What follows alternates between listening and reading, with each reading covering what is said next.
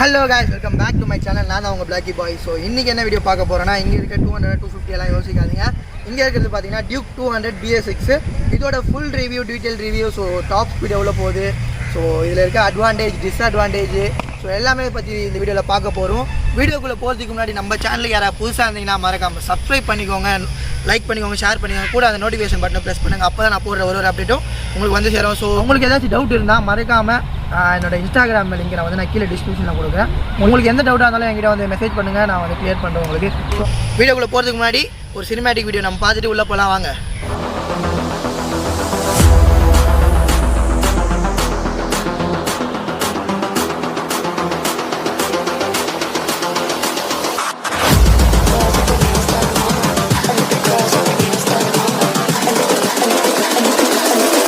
Girls with their nails done now.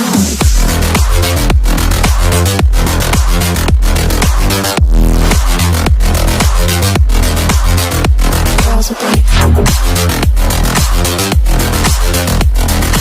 nails done. I like the girls with their nails done.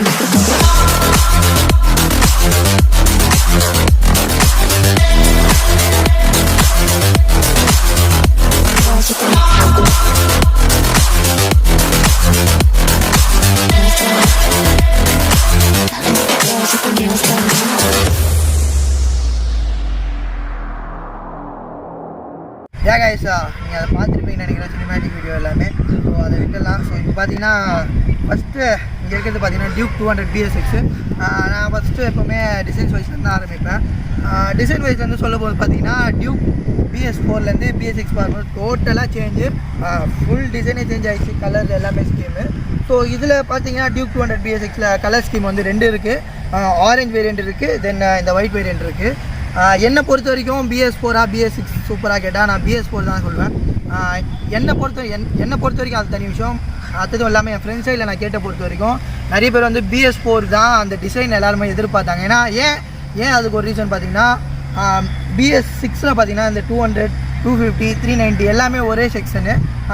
என்ன கொஞ்சம் மாறிச்சுன்னா 390ல் LED வரும், இதில் வந்து halogen வரும், ஸோ குவிக் ஷிஃப்ட் அந்த மாதிரி கொஞ்சம் டிசைன் தான். பட் டோட்டல் வைஸில் பார்த்தீங்கன்னா 200ம் 250 பார்த்தீங்கன்னா ஒரே டிசைனில் இருக்கும். ஸோ எல்லோரும் பார்த்தீங்கன்னா BS4க்கு எதிர்பார்த்துருந்தாங்க. இந்த அப்டேட் விட்டோன்னு வந்து நிறைய பேர் வந்து கொஞ்சம் டவுன் ஆகிட்டாங்க. சரி, பட் டியூக்குன்னு தனியாக ஒரு ஃபேன் பேஸ் இருக்கும்ல, ஸோ நிறைய பேர் அதனால் எடுத்திருக்காங்க. ஸோ இங்கே இருக்க ஓனர் பார்த்தீங்கன்னா அது தான் பார்த்தீங்களா, குட்டின்னு ஒரு பையன் அவன் தான். நான் வந்து டிசைன் வைஸில் நான் குறை சொல்ல மாட்டேன். டிசைன் வைஸ்னால் இந்த டிசைனுக்கு, பட் BS4ல் அந்த ஒரு போச்சில் அந்த ஒரு அழகாக ஒரு லுக் இருக்கும், அது மட்டும் தான் கொஞ்சம் சேஞ்சு. பட் BS6ல் கூட சூப்பராக தான் கொடுத்துருக்காங்க. என்ன ஒன்று, மூணுத்துக்கும் ஒரே மாதிரி டிசைன் இருக்குது, அதுதான் ஒரு வருத்தம், மற்றபடி எதுவுமே இல்லை. ஸோ இதை பற்றி சொல்லணும் பார்த்தீங்கன்னா நல்ல ஷார்ப்பான எஜஸில் வந்து சூப்பராக கொடுத்துருக்காங்க. ஒயிட்டு பிளாக் கிளாசி ஃபினிஷு, கேப்ரல்ஸ்லேருந்து எல்லாமே நல்லா ஸ்ட்ராங்காக இருக்குது. செம்மையாக டூரிங் போகும்போது கூட சூப்பராக இருக்கும். இதில் பார்த்தீங்கன்னா ஆரஞ்சு வேரியண்ட் இருக்கும், KTMனாலே ஆரஞ்சு தான் சொல்லுவாங்க. ஸோ அது கூட செம்ம செக்ஸி லுக்காக இருக்கும். அது கூட லைட் செக்ஷன் பொறுத்த வரைக்கும் பார்த்தீங்கன்னா ஃப்ரண்ட்டில் நம்மளுக்கு வந்து நார்மலாக எப்போவுமே ஆன் பண்ணோன்னே எரியிற லைட்டு. தென் நீங்கள் பார்த்தீங்கன்னா நம்மளுக்கு ஆலோஜன் தான் கொடுத்துருக்காங்க, LEDலாம் கிடையாது. பேக்கில் டெயில் செக்ஷன் பார்த்தீங்கன்னா டெயில் செக்ஷனும் நம்மளுக்கு வந்து LED தான். இண்டிகேட்டர்ஸ்லாம் பார்த்தீங்கன்னா எல்லாமே LED தான் கொடுத்துருக்காங்க. ஃப்ரண்ட்டு மட்டும் தான் நம்மளுக்கு ஆலோஜனு. தென் இன்ஸ்ட்ருமெண்ட் கிளஸ்டர் பற்றி சொல்லணும் பார்த்தீங்கன்னா டோட்டலாக சேஞ்சு. இது பொறுத்த வரைக்கும் 200 125 250 எல்லாமே சேம் அதே தான். ஓல்டு BS4லேயே இதே மாதிரி தான் இருக்கும். தென் இங்கே பார்த்தீங்கன்னா இது ஒரு சேஞ்ச் பண்ணிருப்பாங்க. இங்கே பார்த்தீங்கன்னா இங்கே கீ செட் இங்கே போடுற மாதிரி கொடுத்துருப்பாங்க. பழைசிலலாம் பார்த்தீங்கன்னா ஃப்ரெண்டில் கொடுத்துருப்பாங்க. ஸோ இதில் பார்த்தீங்கன்னா இங்கே போடுற மாதிரி 250ல் போடுற மாதிரி கொடுத்துருக்காங்க. ஸோ இன்ஸ்ட்ருமெண்ட் கிளஸ்டர் பார்க்கலாம், ஆன் பண்ணியாச்சு. ஸோ ரெடி டு ரேஸ் எல்லாமே சேம் தான். என்னென்ன இருக்குது இதில், RPM மீட்டர் இருக்குது, ABS இருக்குது. ஸோ இன்ஜினில் ஃபால்ட் எதனா இருக்கா, அதுவும் இல்லாமல் ஹீட்டிங் இது இருக்குது. RPM கொடுத்துருக்காங்க, எத்தனாவது கியரில் ஓடுறீங்க காட்டுது, எந்த ஸ்பீடில் போகிறது காட்டுது, ஃபியூல் எவ்வளோ இருக்குது. மோஸ்ட்லி எல்லாமே இதில் கவர் ஆகிடுச்சு. மோடில் பார்த்தீங்கன்னா எத்தனை கிலோமீட்டர் ஓடிக்குது, ட்ரிப் 1 ட்ரிப்பு 2, ABS ஆனில் இருக்கா, எல்லாமே ஓவரால் எல்லாருமே நம்ம இதில் கவர் பண்ணியிருக்காங்க. அதுவும் இல்லாமல் சுவிச்சஸ் பார்த்தீங்கன்னா பாஸ் லைட் கொடுத்துருக்காங்க, இல்லைன்னா ஐபீம் லோ பீமு, இண்டிகேட்டர் சுவிட்சு, ஆரஞ்ச் சுவிட்சு, குயில் சுவிட்சு இன்ஜின் ஆன் சுவிட்ச் எல்லாமே கொடுத்துருக்காங்க. ஓவராலாக சுவிச்சஸ் குவாலிட்டிஸ் பொறுத்த வரைக்கும் சூப்பராக கொடுத்துருக்காங்க. தென் மிரர் பார்த்தீங்கன்னா மிரர் குட்டியாக இருக்குன்னு நினைக்காதீங்க, விசிபிலிட்டி வந்து சூப்பராக இருக்கும். கேடிஎம் சைடில் நான் டியூக் BS4 ஓட்டின பொறுத்து கூட சொல்கிறேன், BS6லாம் சூப்பராக தான் இருக்குது. குட்டியாக இருக்குன்னு எடை போடக்கூடாது. தென் ஃப்ரண்ட் சஸ்பென்ஷன் பார்த்தீங்கன்னா நம்மளுக்கு வந்து அப்சைட் டவுன் ஃபோக்ஸ் கொடுத்துருக்காங்க, சூப்பராக இருக்குது. எப்பவுமே போல் நல்லா தான் இருக்கும். பேக்கில் பார்த்தீங்கன்னா மோனோ ஷாக் அப்சர் கொடுத்துருக்காங்க. தென் இங்கே இருக்குது பார்த்தீங்கன்னா ஸ்ப்ளிட் டெலஸ் ஃப்ரேம். இது ஸ்ப்ளிட் டெலஸ் ஃப்ரேமில் அதை நான் டியூக் 390 சொல்லியிருப்பேன். இந்த ஒயிட்டு பிளாக்கு செம்மையாக இருக்குது, ரொம்ப பிடிச்சிருக்கு. இது கூட இந்த ஃப்ரேம் எதுக்கு யூஸ் ஆகும் பார்த்தீங்கன்னா, இப்போ நீங்கள் ஏதோ ஒரு ஆக்ஷன் சப்போஸ் ஏதோ ஆயிடுச்சு, ஆக்ஷனில் பார்த்தீங்கன்னா இங்கே இருக்க ஃப்ரேம் அடி வாங்கிச்சுன்னா நீங்கள் தனியாக வாங்கிக்கலாம். ஃபஸ்ட்லாம் பார்த்தீங்கன்னா மொத்தமாக பார்ட்ஸ் வாங்குற மாதிரி இருக்கும், ஃபுல் ஃப்ரேமும். அப்படிலாம் இல்லை. ஸோ இது வந்து தனியாக கட்டுற மாதிரி தான். இங்கே இந்த ஒயிட்டு தனியாக கட்டுற மாதிரி இருக்கும், பிளாக் தனியாக கட்டுற மாதிரி இருக்கும்.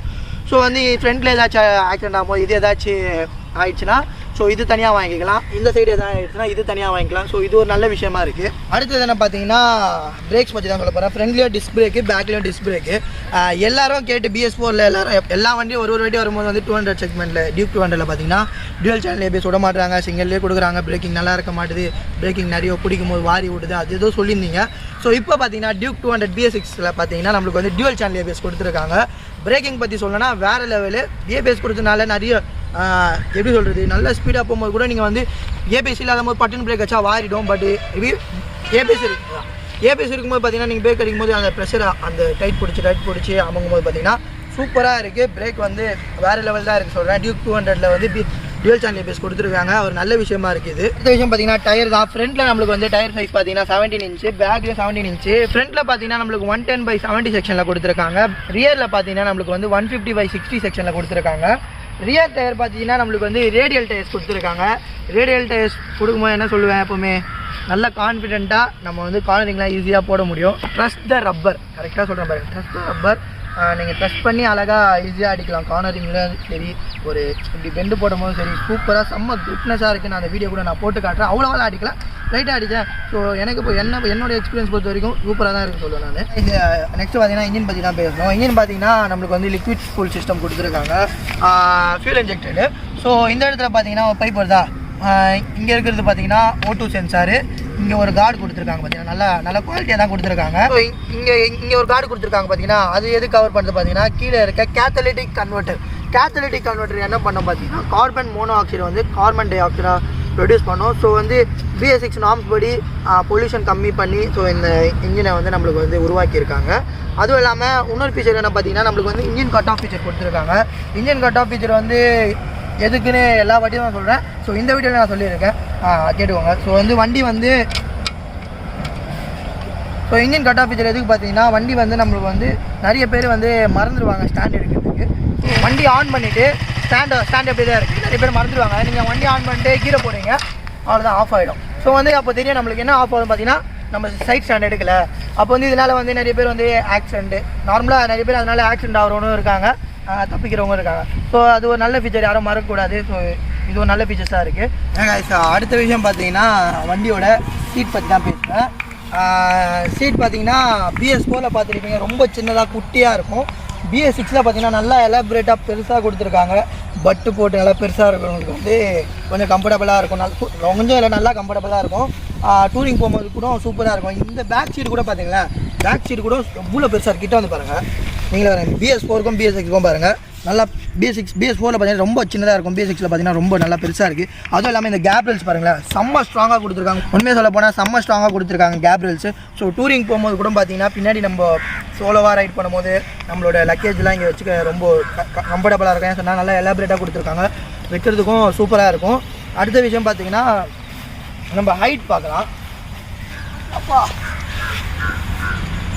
ஸோ ஹைட் பற்றி பேசணுன்னா பார்த்தீங்கன்னா ஹைட் வந்து உண்மையிலே BS4 BS6 பார்த்தீங்கன்னா ஹைட்டாக தான் இருக்குது. ஸோ இப்போ எனக்கு வந்து கரெக்டாக வைக்கிற மாதிரி இருக்காது. ஏன் பார்த்தீங்கன்னா கொஞ்சம் பள்ளம் டவுனாக இருக்குது, ஃப்ரண்ட்டில் இருக்குது. ஸோ ஸ்ட்ரைட்டான ரோட்டில் பார்த்தீங்கன்னா நான் வந்து இப்படி தான் நிற்கிற மாதிரி இருந்தது. எனக்கு ஒரு சைடு இப்படி தூக்கி நிற்கிற மாதிரியும் அப்படி தான் இருந்துச்சு. நான் பார்த்தீங்கன்னா 5'8", 5'7", அவ்வளோதான். 5'6", 5'5" கூட கொஞ்சம் கஷ்டமாக தான் இருக்கும்னு நினைக்கிறேன். ஸோ இந்த பையனை பாருங்களேன், இவனை வச்சு நான் எக்ஸாம்பிள் சொல்லுவாங்க. வாடா. ஸோ இந்த பையன் இருக்கானா, இந்த பையன் ஹைட் பார்த்துக்கோங்க, என் ஹைட் பார்த்துக்கோங்க. ஸோ நீ உக்காரா. ஸோ இவனுக்கு பார்த்தீங்கன்னா கொஞ்சம் இப்படி தான் இருக்குது. ஆனால் அவன் நார்மல் ரோட்டில் நின்றானா எப்படி நினைப்பேன், இப்படி தான் அவனோட இப்படி தான் அவனுக்கு அந்த டோர் ஃப்ரண்ட் இருக்குது பார்த்தீங்கன்னா, ஃப்ரண்ட்டு ஃபிங்கர்ஸ் அந்த கால் அந்த முனையை வச்சு தான் அவனால் நிற்க முடியும். BS4லேருந்து BS6 மாறும்போது பார்த்தீங்கன்னா ஹைட் வந்து ஏறி இருக்கு கண்டிப்பாக நான் சொல்லுவாங்க. தென் இந்த சீலிங் பொசிஷனு எனக்கு வந்து செம்ம கம்ஃபர்டபுளாக இருக்குது, நல்லா பெருசாக இருக்கிறதுனால இந்த இடம் வந்து ஈஸியாக உட்காந்து அப்கிரேடாக கொடுத்துருக்காங்க. ஓட்டுறதுக்கும் பார்த்தீங்கன்னா ஹைட் வேறையா கரெக்டாக இப்படி உட்காந்து அப்கிரேடாக ஓட்டுறதுக்கு வந்து சூப்பராக இருக்குது. லாங் ரைட் போகலாமா இந்த வண்டியில் கேட்டிங்கன்னா கண்டிப்பாக போகலாம். லாங் ரைடு நல்லா கம்ஃபர்டபுளாக இருக்கும். கொஞ்சம் விண்ட் பிளாஸ்ட் இருக்கும். நீங்கள் வந்து ஆஃப்டர் மார்க்கெட்டில் அந்த வைசர் என்ன போட்டுக்கோங்க கொஞ்சம் குறைக்கிறதுக்கு. அதுவும் இல்லாமல் சோலோ ரைடில் போகும்போது கூட இல்லை பில்லியன் உட்காரும் போது கூட நல்லா கம்ஃபர்டபுளாக இருக்கும் இந்த இடம். அதுவும் இல்லாமல் நான் வந்து லக்கேஜ் வைக்கும் போதும் எல்லாமே கேபிள்ஸ்லேருந்து கொஞ்சம் கம்ஃபர்டபுளாக இருக்கும் இந்த இடத்துல. அடுத்தது லாங் ரைடில் போகும்போது நீங்கள் கேட்பீங்க நெக் பெயின் எதனா வருமா இந்த பொசிஷனில் உட்காரும் போது, இல்லை பேக் பெயின் எதனா வருமா. நான் ஒரு விஷயம் எல்லாமே சொல்லியிருக்கேன், எந்த வண்டியில் போனாலும் உங்களுக்கு வந்து அந்த பெயின் இருக்க தான் செய்யும். எந்த வண்டியில் போனாலும் உங்களுக்கு நெக் பெயின் வராதா அப்படிலாம் சொன்னாலும் அப்படிலாம் கிடையாது. எல்லா வண்டியிலும் உங்கள் நெக் பெயினோ பேக் பெயினோ இருக்கும். நெக் பெயின் ஏன் வருது மோஸ்ட்லி பார்த்தீங்கன்னா, நீங்கள் வந்து ஹெல்மெட் போடுறீங்களா, ஹெல்மெட் நான் R15 BG இப்படி வச்சு ஓட்டிட்டு இருப்பேன், லைட்டாக இப்படி இந்த பொசிஷனில் இருக்கணும். அப்போ வந்து எனக்கு வந்து ஹெல்மெட் வெயிட் ரொம்ப இதுவாக இருக்கும்போது வந்து பெயின் அடிக்கும்னு சொல்லுவேன். இந்த வண்டியிலும் அதே தான். என் ஃப்ரெண்டு டியூக் BS4 வச்சுன்னா அவன் AGV ஹெல்மெட் தான் போட்டான். நாங்கள் வந்து சேலம் போயிட்டு வந்தோம். அப்போ அவன் சொன்ன விஷயம் என்னடா இந்த ஹெல்மெட் போட்டு கூட எனக்கு வந்து அந்த வெயிட் ஏதோ இந்த இப்படி இறக்கும். அந்த வெயிட் போட்டு ரொம்ப நேரம் ஓடும்போது வந்து இப்படி இறக்குற மாதிரி இருக்கும். அப்போ வந்து இந்த இடத்துல வலிக்கும். ஸோ நம்ம வந்து வெயிட் எவ்வளோ கம்மி பண்ணி வாங்குறோமோ அதான். இப்போ அவன் BS4 வச்சுருந்தான். அவன் AGV helmet K1 dream time பண்ணியில் நான் வீடியோ போட்டிருக்கேன், அந்த ஹெல்மெட் தான் போட்டிருந்தான். நாங்கள் வந்து ரொம்ப தூரம் போயிட்டு வந்தோம். அப்போ வந்தீங்கன்னா இந்த அப்டேட் பொசிஷனில் இருந்தால் அப்போ வந்து ரொம்ப நேரம் ஓட்டும் போது பார்த்தீங்கன்னா அது அமுங்கிற மாதிரி கொஞ்சம் ஃபீலாக இருக்கும். ஸோ அது அவ்வளோவா இல்லை கம்பேரிங் டு மற்ற ஹெல்மெட்டுக்கு அவன் வந்து ஓகே சொல்லுவேன். ஏன்னா வந்து நாங்கள் கண்டினியூஸாக 250 கிலோமீட்டர்ஸ் ஓட்டினே இருந்தோம், கண்டினியூஸாக ஓட்டினாங்க. அப்போ வந்து எங்களுக்கு வந்து கொஞ்சம் அவசரமாக போக வேண்டிய விஷயம், அதனால் வந்து கண்டினியூஸாக ஓட்டணும். அவனுக்கு கம்பேர் பண்ணும்போது என்னோடய ஹெல்மெட் வந்து ரொம்ப ஹெவியாக அந்த மாதிரி இருந்தது. ஏன்னா வந்து அவன் அவ்வளோ போகும்போது லைட்டாக தான் வலிச்சுது அவன் சொல்லலாம், எனக்கு பயங்கரமாக பெயின் வர ஆரம்பிச்சிது. ஸோ வந்து லாங் ரைட் போகும்போது நான் சொல்கிற விஷயம் எப்போ பார்த்தீங்கன்னா, ஹெல்மெட்டை வந்து நல்லா வெயிட்லெஸ்ஸாக எடுங்க. நீங்கள் ஒரு 1000 எடுக்கிறதா இருந்தால் கூட நல்லா கொஞ்சம் நல்ல குவாலிட்டியாக எடுங்க. நம்மளை சேஃபாக பார்த்துக்கிறதுக்கும் நல்ல குவாலிட்டி எடுங்க. அடுத்த குவாலிட்டி அதுவும் இல்லாமல் வெயிட்லெஸ்ஸாக இருக்கணும். நீங்கள் டிசைன்ஸ் பார்த்து அழகாக இருக்குது அது இருக்குது இது இருக்குதுன்னு சொல்லலாம் வாங்காதீங்க. நம்மளுக்கு தேவையில்ல, நீங்கள் ஒரு ட்ரைவ் போனாலும் உங்களுக்கு வந்து அந்த பெயினும் இருக்கக்கூடாது, நம்ம ஹெல்மெட் வந்து சேஃப்டியாக இருக்கணும். ஸோ அந்த மாதிரி ஒரு ஹெல்மெட் வாங்குங்க, அப்போ வந்து அந்த பெயின்லாம் வராது.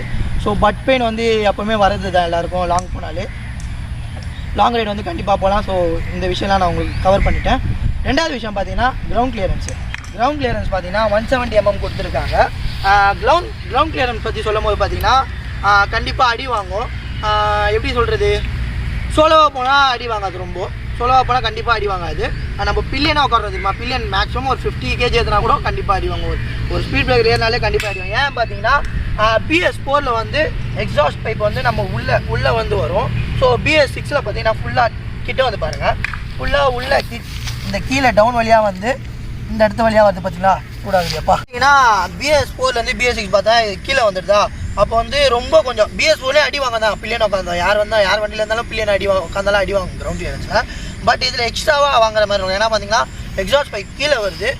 நார்மலாக சோலோ ஓட்டும் போது ஒன்றும் ஆகலை, பட் பில்லியன் உட்காந்தும் போது வந்து கண்டிப்பாக வந்து இடி வாங்குது. அது ஒரு விஷயம் நீங்கள் பார்த்துக்கோங்க. ஏன்னா வந்து அது அடி வாங்கி எதனா ஓட்டக்கிட்ட ஓடிச்சுன்னா நீங்கள் ஃபுல் சிஸ்டமே மாற்றுற மாதிரி இருக்கும். இந்த விஷயம் பார்த்தீங்கன்னா வண்டியோட டேங்க் கெப்பாசிட்டி தான். டேங்க் கெப்பாசிட்டி பார்த்தீங்கன்னா செம்மையாக அதிகப்படுத்திருக்காங்க, 13.5 லிட்டர்ஸு.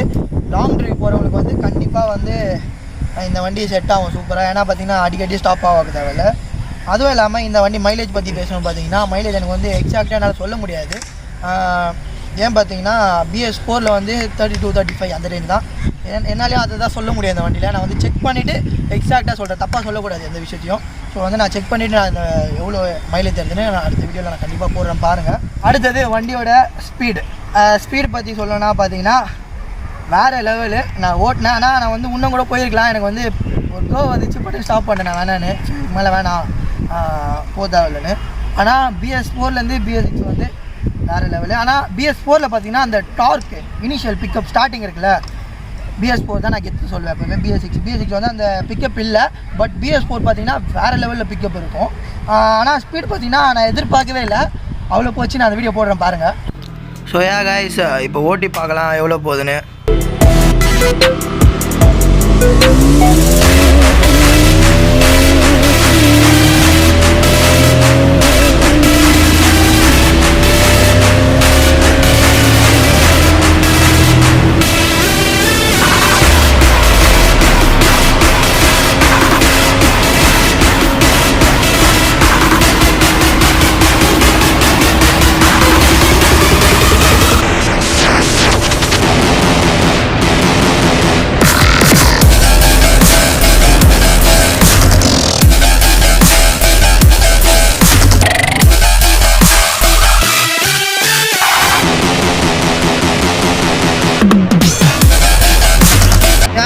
ஓவராலாக நான் எல்லாமே கவர் பண்ணிட்டேன். இப்போ பார்த்தீங்கன்னா நம்ம அட்வான்டேஜ் அண்ட் டிஸ்அட்வான்டேஜ் பற்றி பேசலாம். அட்வான்டேஜ் பார்த்தீங்கன்னா ஃபஸ்ட்டு பார்த்தீங்கன்னா வண்டியோட லுக்ஸ் தான் சொல்லுவேன்.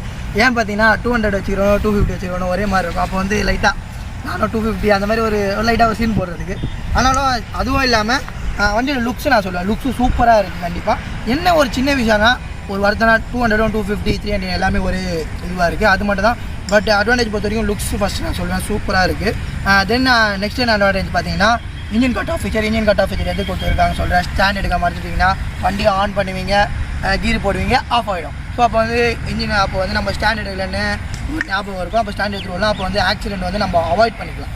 அடுத்த அட்வான்டேஜ் பார்த்தீங்கன்னா நம்ம டியூவல் சேனல் பேஸ் கொடுக்குறாங்க. BS4ல் பார்த்தீங்கன்னா நம்மளுக்கு வந்து எல்லோரும் டியூக் 200 வந்தீங்கன்னா டியூவல் சேனல் பேஸ் கொடுப்பாங்களா மாட்டாங்களா எல்லாமே யோசிச்சிருந்தாங்க. கண்டிப்பாக பார்த்தீங்கன்னா BS6ல் பார்த்தீங்கன்னா டியூவல் சேனல் பேஸ் கொடுத்துருக்காங்க. ஒரு நல்ல விஷயம். பிரேக்கிங்ஸ் வந்து வேறு லெவலில் இருக்குது. அடுத்த அட்வான்டேஜ் பார்த்தீங்கன்னா வண்டியோட சீட் கம்ஃபர்டபுள் தான் நான் சொல்லுவேன். சீட் கம்ஃபர்டபுள் செம்மையாக இருக்குது. நல்லா எலாபரேட்டாக கொடுத்துருக்காங்க. ஒரு குண்டாக இருக்க பர்சனும் ஓட்டலாம், ஒல்லியாக இருக்க பர்சனும் நல்லா கம்ஃபர்டபுளாக இருக்கும். அதுவும் பேக் சீட் கம்ஃபர்டபுள் இன்னும் வேறு லெவலு. நல்லா ஸ்பாஞ்ச் மாதிரி இருக்குது. நீங்களே பாருங்களேன், நார்மலாக குஷன் மாதிரி ஏதோ உட்கார மாதிரி இருக்குது.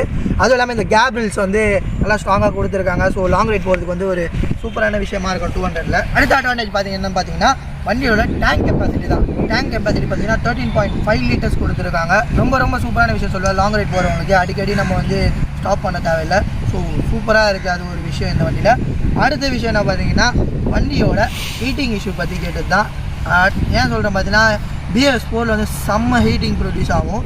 பட் BS6ல் வந்து அது வந்து ரொம்ப கம்மியாக இருக்குது நான் சொல்லுவேன். ஏன் பார்த்தீங்கன்னா எக்ஸாஸ்ட் பைப் வந்து நம்மளுக்கு கீழே கொடுத்துருக்காங்க. கீழே கொடுத்தனால வந்து இந்த இடத்துலலாம் அவ்வளோவா ஹீட்டிங்கே அடிக்கல. எங்கே அடிக்குது பார்த்தீங்கன்னா நம்ம பேக் பிரேக் ரியர் பிடிக்கிறோம் தெரியுமா, அந்த இடத்துல வந்து லைட்டாக அடிக்குது. ரொம்பலாம் இல்லை, லைட்டாக அடிக்குது. அது ஒரு நல்ல அட்வான்டேஜான விஷயம் சொல்லுவேன். அட்வான்டேஜ் ஓவர் டிஸ்அட்வான்டேஜ் பார்க்கலாம். டிஸ்அட்வான்டேஜ் பார்த்த வரைக்கும் ஒரு கொஞ்சம் தான் இருக்குது. ஸோ ஃபஸ்ட்டு டிஸ்அட்வான்டேஜ் எல்லாருக்கும் தெரிஞ்ச விஷயம் தான் கிரவுண்ட் கிளியரன்ஸ் தான் சொல்லுவேன். அது ஏன்னு தெரியும் எல்லாருக்கும். ஸோ வந்து எக்ஸாஸ்ட் பைப் வந்து கீழே கொடுத்துருக்காங்க. அதனால் பார்த்தீங்கன்னா நம்ம சோலோவாக போகும்போது ஏதோ ப்ராப்ளம் இல்லை. நம்ம பின்னாடி ஒரு பில்லியன் ஏறும்போது ரொம்ப எக்ஸ்ட்ரா வெயிட் வந்துச்சுன்னா கண்டிப்பாக ஒரு ஸ்பீட் பிரேக்கர் ஏறும்போது வந்து கண்டிப்பாக அடி வாங்கும்.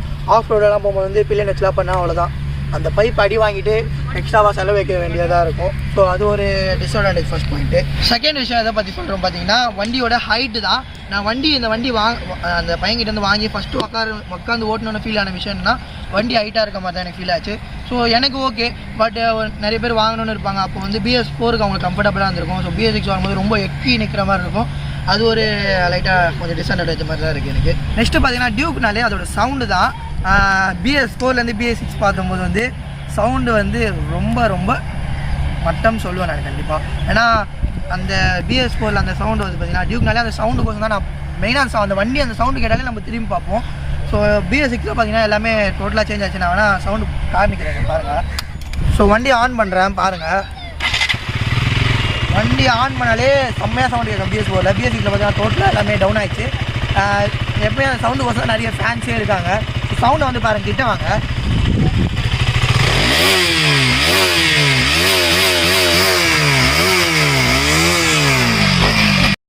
சவுண்டு கேட்டிருப்பீங்க, உங்களுக்கே தெரியும் BS4 வந்து BS6 எவ்வளோ சேஞ்ச் ஆகிருக்கு சவுண்டு. ஸோ அந்த ஒரு விஷயம் கொஞ்சம் டவுனாக இருக்குது. ஏன்னா வண்டி வந்தாலே அந்த சவுண்டு கேட்டால் நல்லா திரும்பி பார்ப்போம். உண்மையிலே சின்ன வயசுலேருந்து டியூக்னாலே அந்த சவுண்டு கேட்டால் திரும்பி பார்ப்பேன், இந்த வண்டி தான் வருதுன்னு. ஸோ வந்து இப்போ பார்த்தீங்கன்னா இதில் வந்து அந்த சவுண்டு ஒரு மாதிரி இருக்குது. அது ஒரு சின்ன டிஸ்அட்வான்டேஜாக இருக்குது.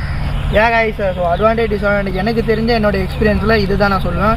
மேலே இருந்தால் கூட இருக்கலாம், பட் எனக்கு தெரிஞ்ச எக்ஸ்பீரியன்ஸ் எனக்கு இது தான். மற்றபடி வண்டி வந்து நான் கூட சொல்ல எல்லா வண்டியும் ஒரு தனித்தன்மையாக இருக்கும். ஸோ அதே போல் தான் டியூக் 200 ஒரு தனித்தன்மை இருக்குது. அந்த விஷயம் எல்லாமே நான் சொல்லியிருக்கேன் இந்த வீடியோவில்.